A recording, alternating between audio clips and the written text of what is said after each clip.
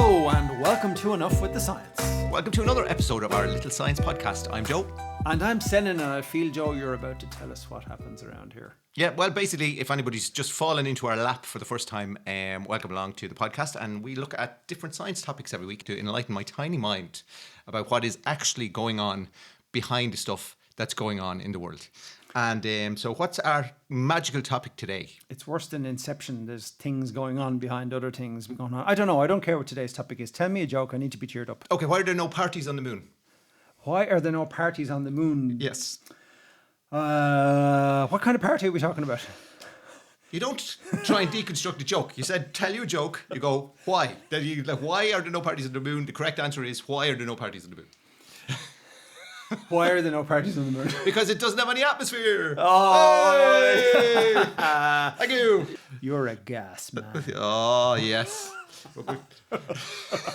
We did kind of all to lead up to that. That was it. That's what we're working towards. And you know, we for our legions of international listeners, we need to explain what that uniquely Irish phrase actually means. Yes, not flatulent. So if we were in England, it might be, he's an awfully funny chap.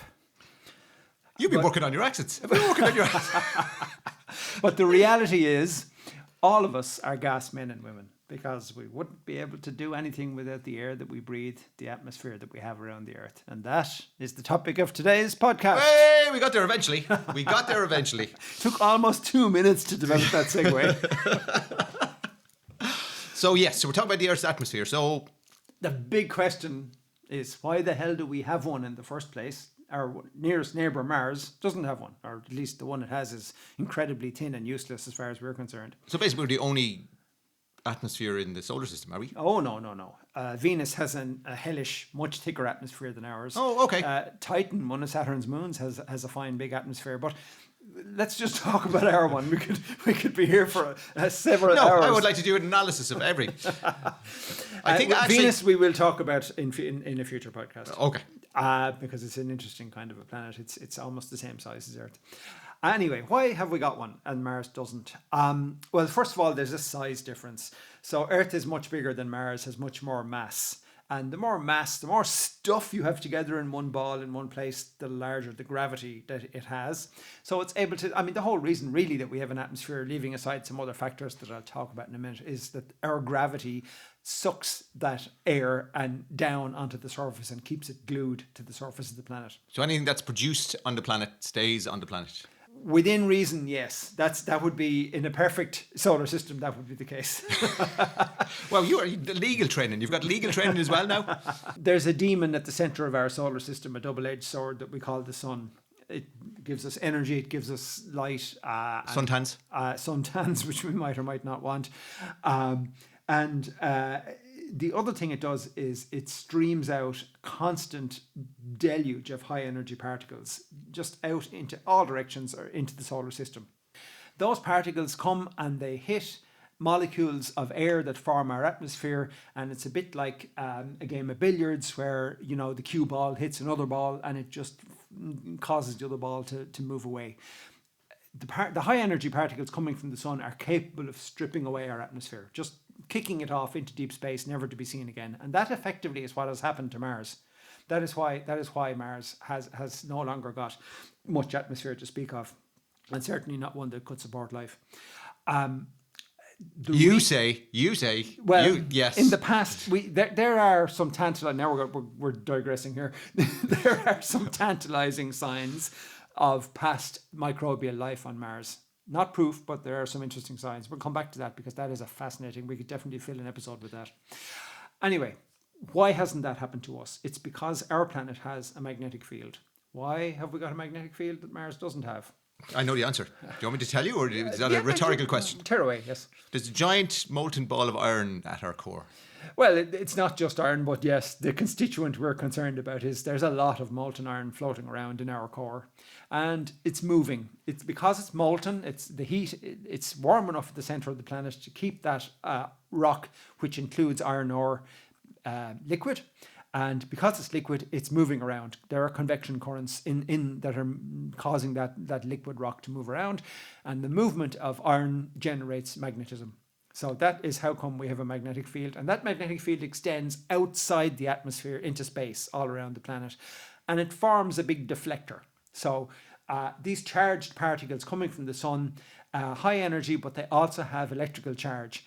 And the electrical charge, meets the magnetic field, and it essentially diverts. The lines of magnetism divert a lot of those charged particles away from the Earth, around the Earth, and then they float on past us. It's a giant magnetic shield. Yeah, and that is what is keeping our atmosphere from being stripped away by the solar wind. So if the molten core decided for any reason, like a terrible movie that I saw once, to stop rotating, yeah, our magnetic field would in all likelihood stop, and then the sun's radiation would start to strip away the atmosphere. Now, it might take a lot longer than it happened in Mars because Earth is much bigger and has stronger gravity, but it still would happen eventually. Now, the question is, why is Earth so much hotter rather than Mars in the center? Mars has cooled down. Its magnetic field doesn't exist anymore because its core has cooled down. So it had a molten core at one point. We believe it did. Yeah, we believe it did. Imagine you took a cannonball and a marble and you heated the two of them up in your oven until they were both at 100 degrees, and then you brought them out into your garden on a cold winter's day and you just left them on the ground. In a few minutes, the marble would have cooled down enough for you to pick it up. It wouldn't burn you anymore. It'd be lukewarm. The cannonball, on the other hand, hours and hours before it would get cold enough. And that's kind of the difference. That's one of the key differences, that how we have held on to our heat, whereas Mars lost it. But it's not the only reason. There are radioactive elements mixed in with the melting core of our planet. And we have more of them than Mars has in its core because we formed in a denser part of the cloud of dust and gas that makes up the solar system, or that kind of became the solar system. We formed further in, basically in a denser area. And so we have more radioactive elements in our core than Mars has. And those radioactive elements are slowly decaying. And like anything that's radioactive decay, it's producing heat. So they are helping to maintain the molten heat that's in there. One last reason, a lot of people don't realise that way back after Earth formed, just after it formed, there was a huge collision. Another planet crashed into us. It's a planet that doesn't exist anymore because it became part of Earth. But we reckon it was about the size of Mars, like a big planet that crashed into the Earth. And one of the side effects of that is the moon. So the debris, obviously when that collision occurred, debris was flung all over the place. And some of that debris fell back into Earth, and some of it formed a new thing that we call the moon. So the moon was actually formed by that collision. But that collision was so energetic that it added an awful lot of extra heat, energy in the form of heat, into our core. So our core effectively started out much hotter than the core of Mars because of this collision as well. So all these reasons mean that our core is still liquid because it's still hot enough to be liquid, and thus we still have a magnetic field. But at some undefined point in the distant future, the likelihood is that the core will run out of radioactive stuff and... Yeah, I guess. I mean, I don't know what the timescale is, so we should... Not this weekend, obviously, but...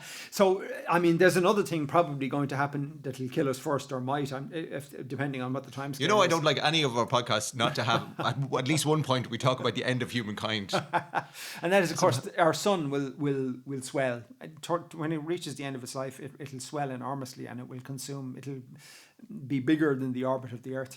So we'll become part of the sun eventually. And will that happen all of a sudden, or will we get a couple of really good summers? Oh, I think we'll get millions of really good summers before that happens. No, but at the time when it decides to swell, is it something that happens? No. It's a slow, it'll swell gradually. Yeah. No. And by then I feel sure that we will have developed faster than light space travel, and we'll have colonised the galaxy, and we won't be all that worried anymore about it. You're such an optimist. Well, one's got to... Look, the glass has got to be half full. Better talk about what the atmosphere is actually made of. Okay, what's in the atmosphere? So we're going to talk about it in terms of the biggest constituents. It's a bit like reading the ingredients on something on a packet in the supermarket. They always mention the thing that's most first, and then the less next, and the next. We'll do it that way. Nitrogen. Nitrogen makes up 78% of the gas in And our what's atmosphere. our recommended daily allowance of nitrogen? Well, the particular form that nitrogen is in the atmosphere is N2. In other words, that's two nitrogen atoms who have teamed up together and bonded to each other. It's an extremely stable form of nitrogen. What that means is it does not want to react with anything else, really. Now, it reacts with some things barely, but for the most part, it doesn't really react with anything. And that is where that came from is way back when the Earth was very young. It was covered in sediments that had nitrogen-rich compounds. So chemicals which contained nitrogen in them as one of their components, right? But the nitrogen in those chemicals wasn't free to become a gas. It was connected to other molecules or whatever in those sediments. Then came along plate tectonics, which is this idea that we live on a thin crust of solid land that floats on top of a massive ball of lava. And it's actually divided up into plates, into separate plates that are floating on top of the lava. And gradually the edges of those plates bump into each other, and one edge of one plate will go down underneath the other plate, whichever one is less dominant, we'll call it. And it just occurs to me as you're explaining this in great detail that I can understand why some people believe that we're travelling through space in the back of a turtle. Because it's just simpler. It's so complicated. Okay, continue, please. Yeah, unfortunately, the universe was not invented for it to be understood. It's not meant to be understood by our simple monkey minds. This is our last podcast. We just realised the universe is not meant to be understood. So you've got these sediments containing nitrogen compounds that are slowly being sucked down into the lava by subducting under the edges of other plates, right? So now those compounds are going to be subjected to extreme heat and pressure by being in the lava, and that is going to effectively release the nitrogen from those compounds and allow it to become nitrogen gas. It's there in bubbles in the lava as N2, this form that's in our atmosphere. Eventually, some of that lava comes out of volcanoes, and that's how that nitrogen gets released. And because it doesn't really react with anything or with very little other things, it builds up. So over the millions and billions of years that the Earth has been in existence, it has been building up and not really been getting used up, which is why we have so much of it. And when you breathe it in and you breathe it out again, it has no effect in your body. The only thing it's doing for you is it's diluting the oxygen. Because, believe it or not, even though oxygen is the part of the air that we need for life, too much of it is toxic. If you breathe 100% or even 80% oxygen, after a while you start to show symptoms of what's called oxygen toxicity, and it'll eventually kill you if you're breathing it too long. Like poisonous. Yeah, over long periods, yes. So like in hospital, they might give you 100% or 80% oxygen for a short period of time because maybe your lungs aren't working properly or whatever, but they won't do it for a long period of time because after a while it starts to get toxic. So we do need that nitrogen to dilute the oxygen. And the other thing, of course, is oxygen supports burning. And the more oxygen you have, the more vigorous burning will take place. So if we had a very high concentration of oxygen in our atmosphere, like the whole planet would be a massive forest fire. Like it would take one bolt of lightning to set the entire country on fire.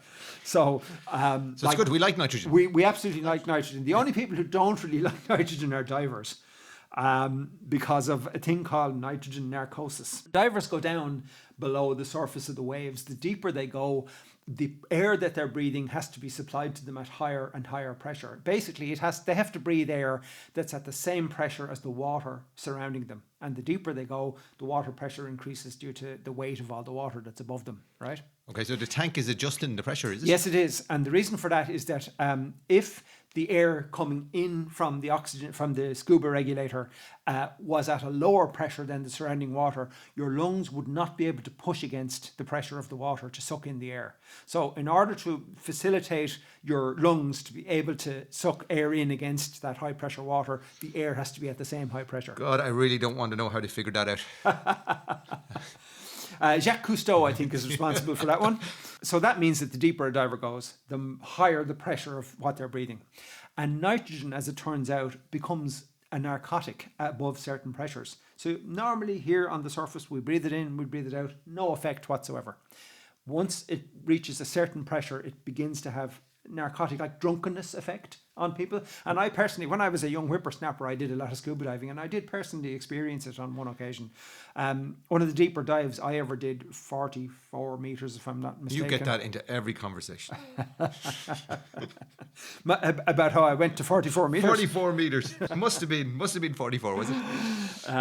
Anyway, suddenly everything just looked wrong. Everything just looked. There was something wrong with how the world around me looked, and it's not because I was Did it look like it was underwater? No, it did look like it was underwater, but there was a peculiar sense of dislocation and nausea and just weirdness. It was almost like a drug trip. And what did you do?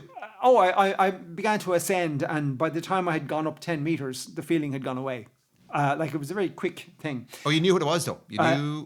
Yeah. When we were training to be divers, like we were taught about the potential for that to happen, and it's one of those things that it affects different people in different ways, and at different depths. Like I got affected by 44 meters on that particular day. Another day, if I'd gone to say 50 meters, I mightn't have been affected. And some people mightn't feel it at all until they get to 60 meters. So it's a hugely different thing. But it is drunkenness, and divers just forget about how to keep themselves safe with this narcotic effect, and it's really dangerous. People have like taken out their regulator and offered it to a passing fish, that kind of thing. Obviously for commercial divers, they have to go deeper than that sometimes, so a solution had to be found, and what they breathe is a special kind of artificial air that includes the same amount of oxygen, 21%, that's in normal air, but has helium instead of nitrogen. So the 78% part is helium. And that is completely inert in your body. You just breathe it in, breathe it out, no narcotic effect. So that's how they get around that problem. But it does make you talk like Donald Duck.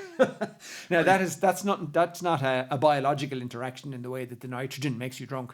That is just to do with the different density of the helium. So it's just your vocal cords, when they work in a medium that's at a different density, make a different sound to what the normal sound we're used to making them hear.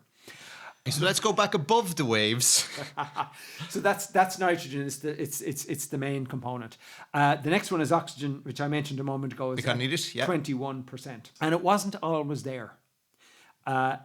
We have actually evolution and microorganisms to thank for the presence of oxygen that we wouldn't have evolved without. Like a lot of our evolutionary ancestors, the creatures that we descended from, couldn't have evolved without oxygen, and we definitely need it because it's a very energetic molecule. So it allows creatures who have a higher requirement for energy, like us, to actually evolve and exist. Where did the oxygen come from? So 2.5 billion years ago, something called cyanobacteria evolved and thrived. The oceans were full of it, the land was full of it, and how that made its living was it was able to make use of the sunlight that was beaming down on it from space. Thanks for clarifying that. As opposed to the sunlight from that comes out of some people's rear end. Anyway, what it was doing is it was using that energy in the sunlight to split water. It wanted the hydrogen. So water is made from hydrogen and oxygen. It wanted the hydrogen because it could do something useful with it. It didn't want the oxygen, so the oxygen was waste product from the metabolism of that cyanobacteria, and there was so much of that cyanobacteria on the planet that it just released loads and loads and loads of oxygen. But initially, that oxygen did not build up in the atmosphere, and the reason for that is oxygen loves to react with anything that wants to react with it. It's a very reactive molecule. And there was a load of iron-bearing rocks on the surface of the Earth at the time. And that iron hadn't rusted up until that point, because you need rust is iron oxide, so you need oxygen. So suddenly all of this exposed iron in the rocks, iron ore I suppose you'd call it, started to rust. And this went on for a long, long time because there was a load of exposed iron and it used up all that oxygen that was being produced. And even now in the geological record, geologists can see this orange band. If you go down deep enough into the rocks, the deeper you go into the rocks, it means the further back in time you're going, geologically speaking. So the deeper down you go, you come to this orange band that is this rust belt that occurred when oxygen first started being created. Eventually that phase came to an end when all of the available iron ore was oxidized. And then the oxygen started to build up in the atmosphere. And even now, plants produce it as a byproduct that they don't want. So photosynthesis, the sunlight hits the plant, and carbon dioxide, the plant uses that sunlight energy to split carbon and oxygen from carbon dioxide that's in the air. The carbon it uses to build its structure, like the body of the plant, believe it or not, is made out of thin air. And the oxygen is something the plant doesn't want, so it throws it away. So its byproduct is our fundamental. Is fundamental to our needs, and to many, many other animals and even fish, creatures in the sea. Everything, so many things now require oxygen. It's amazing. So that obviously, if you add 78% nitrogen to 21% oxygen, you're nearly at 100, but you're not quite there yet. There's something called argon, and it's known as a noble gas. Only 1% of the Earth's atmosphere is argon. What does that mean? It's a noble gas. It means it really doesn't want to react with anything. So I said a minute ago that the nitrogen, the N2 that's in the air, doesn't react with many things. The argon definitely doesn't react with anything. It's an inert gas. Question is, where does it come from? So a lot of the rocks in Earth have an isotope of potassium called potassium-40, which is radioactive. And like any radioactive substance, it is gradually decaying, which means it's emitting some radiation, but also it is changing into a different element. So the fact that radioactive decay allows it to change, and in the case of potassium-40, it's changing into argon gas. And that argon gas is then gradually getting released, mostly from volcanoes. But it's there's very little, we're talking about tiny amounts now, but because the argon doesn't react with anything, it has been building up. So the argon that's there is old. Yeah. Like there's 1% now of the Earth's atmosphere. Come back in another 3.5 billion years, it might be 2% of the Earth's atmosphere. So we're talking about a very slow seep, but it doesn't go anywhere. It doesn't do anything. It doesn't do anything, no. I mean, obviously we breathe it in and out. It has no effect on us. No. I mean, it's used for things like welding and some kinds of double glazed windows use it in the middle gap between the two panes of glass and stuff. But there's no biological use of it. Maybe we just haven't dived deep enough to get argon drunk. Maybe. But of course, with that increasing pressure, other problems start to happen as you go deeper. People just aren't as adventurous as they used to be. I know. People are just too careful about their own health these days. Anyway. Okay, so how did Jason and the Argonauts? Come on. What is it? Argonauts? I can't. I've lost my ability to speak here. Argon and Argonauts derived from the same thing. I have no idea. I don't know anything about that lore. Yeah. No, I mean, just... I thought you might. Is that a Greek myth or is that a Marvel universe? No, that's a Greek. No, that's definitely. I mean, it's not Marvel universe. So there was a place called Argo. Maybe there was. Yeah. Perhaps maybe that's where argon got its name. Perhaps that's the first place they realized that, like 2,000 years ago, someone looked at a rock and went, "That potassium is decaying. Let's call the gas argon." Why won't that gas do anything for us? Trace gases. 100. Trace gases. Okay, so hold on. Argon is 1%. Argon is 1%. Oh, you're adding them up, are you? Oh, I'm just keeping you honest. The sums are not going to work out. I'm here to tell you now. There's over 100% stuff in the atmosphere. Over. Right. The demon of climate change, carbon dioxide, is a trace gas. There's actually very little of it in our atmosphere. 0.04%. That is 1/25th of 1%. Of the atmosphere is carbon dioxide. It is part of the carbon cycle. So plants, respiration, they use it at some times. Other parts they don't. We breathe it out. Animals breathe it out. So there's a cycle of natural use and production of carbon dioxide. And although we'll get on to greenhouse gases later, but although it's kind of a demon in terms of too much of it is making our world warm up more than we want it to warm up, we actually need it. We need some. It's the right amount we need, not too much. So it's not the ogre that maybe everybody... We can't just get rid of carbon dioxide. No, the world would be a very different place if we got rid of carbon dioxide, and we probably wouldn't be here to witness it either. Other trace gases, water vapor. So this is where the sums are going to go a little bit awry. Yes, they are. So because we're up to 99.0241.6. But you have a master's in maths, don't you? Right. So the amount of water vapor that's in the atmosphere varies an awful lot depending on what part of the world it is, how warm it is, what the humidity is, blah, blah, blah. In some places there's none, and in other places there's up to 4%.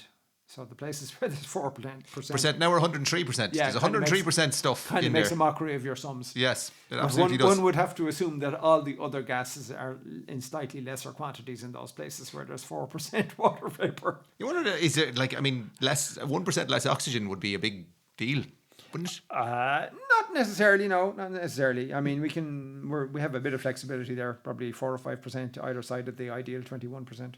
Well, let's face it, like if it's 90% humidity, you're kind of not really going to be exerting yourself too much. No, that's it, yeah, that's it. So those are the main components. I mean, there are some other greenhouse gases. When we get onto the section on greenhouse gases, we'll talk about some other minor, tiny amounts of things that are there that are greenhouse gases. But those are the main ones anyway that we've spoken about. Okay, so the composition. Yeah. Now, for our human convenience, we divide up the atmosphere into 5 layers on the basis of temperature. So this is just a human thing. You can't actually find a border between each of these 5 layers. So starting at the ground, from the ground up until 12 kilometers, you've got the troposphere. This is where all the weather happens, or at least any of the weather that affects us. And the temperature of the troposphere decreases as you move away from the ground. So the ground is warm, and it warms the air above it. But the further away you get from the ground, the colder it gets. It's like, as I said, it's where all the weather happens. Is it 1 degree per 100 meters? No, is that that might be right. I can't. Certainly, from a hill walking perspective, that's a rule of thumb. Yeah. You know, if you go up a mountain that's a kilometer high, then you should be expecting a 10-degree drop of temperature at the top of the mountain. No, that never worked out. Not for 12 kilometers. You'd be minus 1,200 degrees. Yeah. So okay. No. Anyway, right. No, minus 120. I think. And, I'm taking back that masters. Okay. I'm going to just stop doing maths. Anyway, most of the mass of the air of our atmosphere is in that troposphere, and that's simply by virtue of the fact that gravity is stronger closer to the ground than it is further away from the ground. So most of the air gets pulled down closer to the ground. So the higher up you go, the less dense the atmosphere becomes. So the greater density of the air and the greater physical mass of the atmosphere is closer to the ground. And it's where convection happens, which is what causes our weather. Most of our weather anyway. So that's air getting heated unevenly causes our weather. If we move up, we're into the stratosphere, which is from 12 until 50 kilometers. And counterintuitively, temperature actually gets hotter as you go higher in the stratosphere. That is weird. Yeah. The bottom of the stratosphere is 60 degrees colder than the top of the stratosphere, which is really weird. And the reason for it is ultraviolet radiation and ozone. So we're familiar with the ozone layer as the thing which protects us from ultraviolet radiation coming in from space. What is ozone? Right.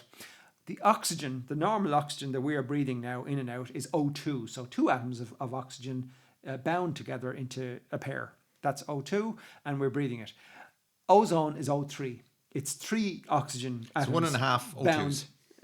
No, it's 3 of them. It's 1.5 O. Fair enough. 1.5 O2s. Maths, boom! Back on the maths. How does ozone get formed?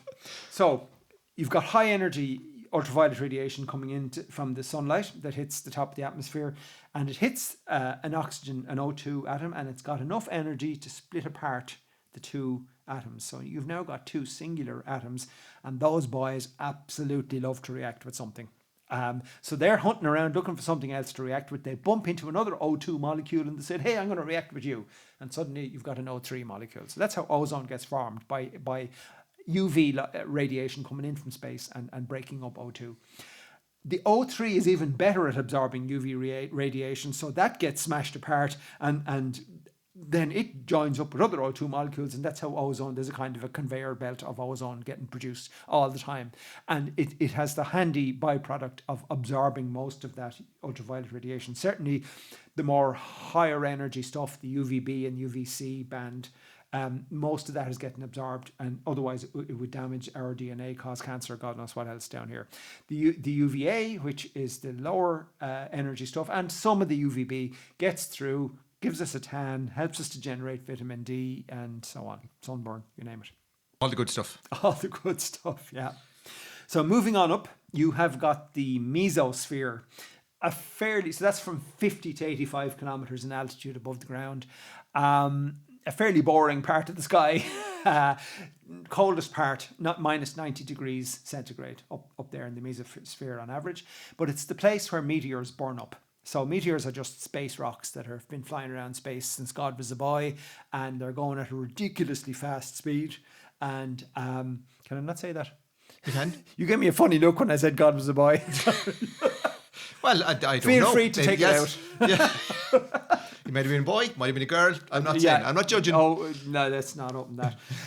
Anyway, so these rocks come into our atmosphere at crazy high speed. And eventually they end up as being a shooting star because they burn up. But the reason they burn up is because friction. They're going so fast that when they hit the molecules of the air, the friction against the air molecules heats them up and they go on fire. The mesosphere is where the air is thick enough for friction to happen. Above that, the air is thinner, and most space rocks don't burn up any higher than the mesosphere. But if the mesosphere wasn't there, they'd burn up in the stratosphere anyway, wouldn't they? Well, yeah, some of the really big ones make it all the way down to the Earth, but not many. And those ones that do are called meteorites, and they're worth money. So if you find one... Wait, so it's a meteor if it burns up? It's a meteor before it hits the ground. It only becomes a meteorite when it hits the ground. Yeah. Every day's a school day. Yeah, there you go now. This is becoming a science podcast. Yeah. Now, we're very briefly going to jump through the last two layers because we're kind of running out of time here, and I think we will be doing another episode on I think this other parts of the Earth's atmosphere. First part of a two-parter, I think. Yeah, I think it's going to have to be, yeah. There's more to that empty air than you would believe. The next layer up is the thermosphere, from 85 to 600 kilometers in altitude. Okay. What would you think? Why has it got that name? It's where you make coffee. Keep the coffee there. The thermosphere. The thermosphere. It is a temperature related word. You're kind of in the right, nothing to do with coffee, but you're in the right neck of the woods. Believe it or not, the average temperature of the thermosphere is 2000 degrees Celsius. I do believe it. Because you're telling me. Isn't that pretty counterintuitive? How in God's name could part of our atmosphere be 2000 degrees centigrade? And the weird thing about it is, let's say... How big is it, did you say again? It's from 85 up to 600 kilometres in altitude. So 500 kilometres thick. Yeah, but not very dense. Very. Yeah. Anyway. It's not all it's only the top bit of it that is... It's not 600 kilometres of 2,000 degrees. Look, I wouldn't say the temperature distribution in it is homogeneous. Yes. So, I'm sure it's hotter at the top than it is at the bottom, but the average temperature in it is 2,000 degrees. However, if you were up there with your skin exposed, which would be a very bad idea, but if you were for other reasons, because you're pretty much in space at that point, you would not feel that heat. And the reason for that is because there are so few molecules of air in that part of the atmosphere that there's not enough. Although those individual molecules might be at 2000 degrees centigrade, you wouldn't feel it. There isn't enough of them. So the actual place is not. Like the molecules are that. Well, vacuum. The vacuum of space in between the molecules hasn't got a temperature of its own. But let me give you an analogy that might explain this. Why you wouldn't feel it. Number one, because I'm not going there. Look, you shouldn't shy away from science. Unique scientific opportunities. This is as science as I get, this podcast. I'm quite happy with this level of science. Let's say you walk down the beach and there's a bit of wind and it picks up a single grain of sand and that sand hits you in the back of the hand. You're not going to notice that because it's like a tiny little grain of sand. However, if the wind was to whip up 50 grains of sand and they all hit the back of your hand, you sure as hell would notice that. So that's kind of an analogy for why you wouldn't feel the heat up there in the thermosphere, because there's so few molecules up there that even though they are at 2000 degrees, you won't know. There isn't enough of them for you to notice. The big question that I'm sure you're only dying to ask is, how in God's name is that hot? How did it get to be that hot? How did it get to be that hot? Thank you, Joe. It's because of high energy X-rays coming from the sun. high energy, and other sources in space, but mainly the sun, and also some of the high energy UV. It's hitting those sparse few molecules that are up there, and it's imparting so much energy when it collides with those molecules that it's heating them up to that temperature of 2000 degrees. Pretty amazing. A couple of other interesting things about the thermosphere. It's where the aurora borealis and the aurora, Say that again. and the aurora australis occur. So that's Stick to the aurora australis. The borealis, you butchered it. You butchered the borealis. Anyway, that's where high energy particles from space interact, or from the sun actually interact with the molecules in our atmosphere and makes them glow. And it's near the two poles because our magnetic field that we spoke about earlier funnels the glowing particles, or funnels the energetic particles from the sun towards the poles. Because that's why it tends to appear in the polar region. One other interesting fact about the thermosphere: it's where the Kármán line exists. So the Kármán line is Carmen. K-A-R-M-A-N. Yeah, Kármán. Oh, okay. I thought it was like C-A-R-M-E-N. I was like, no. Carmen. Oh no, Carmen, the Yeah. opera. No, Carmen. I'm sure named after somebody. It's 100 kilometers above the surface of the Earth, so barely into the thermosphere, which starts at 85 kilometers.